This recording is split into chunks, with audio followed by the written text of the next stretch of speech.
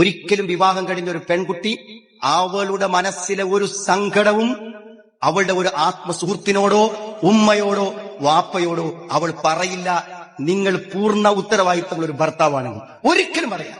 ഒരു പെണ്ണിന് ഒരിക്കലും തന്റെ ഭർത്താവ് ഒരു ഭർത്താവായി ശരിയായി കൂടെയുണ്ടെങ്കിൽ അവൾക്ക് ഒരു സങ്കടവും ഒരാളോടും പറയേണ്ടി വരില്ല.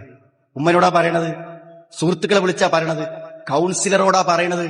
എന്താ പറയാൻ കാരണം?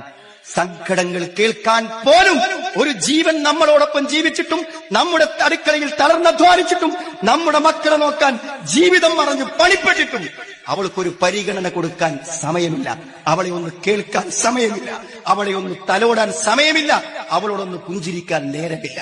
ഒരു പെണ്ണിന്റെ ജീവിതമാണ് തകരുന്നത്. അവൾക്ക് എത്ര സ്വസ്ഥത ഉണ്ടാവും, എത്ര സമാധാനം ഉണ്ടാവും. ആ വിഷമം അവൾ പ്രകടിപ്പിച്ചുകൊണ്ടിരിക്കും.